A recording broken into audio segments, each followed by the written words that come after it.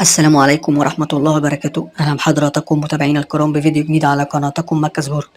في فيديو النهاردة هنتعرف على موعد مباراة الأهلي وإنبي في الدوري المصري بعد ما فاز النادي الأهلي في آخر مباراة له أمام المصري في الجولة السادسة من الدوري المصري 2-0. ونتعرف على القنوات الناقلة للمباراة وملعب والتوقيت والتشكيلة المتوقعة للمباراة وجدول الترتيب.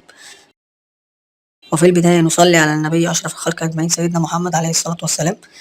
ولو عجبك الفيديو يا ريت تدعمنا بلايك والاشتراك في القناة ليوصلك كل جديد إن شاء الله. وإليكم التفاصيل الآن. يستضيف نادي إنبي نادي الأهلي في الدوري المصري في الجولة السابعة على ملعب المقاولين العرب، وسوف تقام المباراة يوم الأحد 30/12/2024 من شهر ديسمبر. وسوف تنطلق صفارة المباراة الساعة 4 مساء بتوقيت تونس والمغرب والجزائر، والساعة 5 مساء بتوقيت مصر وليبيا والسودان، والساعة 6 مساء بتوقيت السعودية وقطر والعراق وسوريا وفلسطين واليمن والكويت والأردن، والساعة 7 مساء بتوقيت الإمارات وعمان. وسوف تذاع المباراة على قناة أون سبورت 1. وتأتي التشكيلة المتوقعة للنادي الأهلي: حراسة المرمى محمد الشناوي، خط الدفاع عمر كمال، أشرف داري، ياسر إبراهيم، يحيى عطلة. خط الوسط عمرو السولية، مروان عطية، إمام عاشور. خط الهجوم بيرسي تاو، حسين الشحات، وسام أبو علي.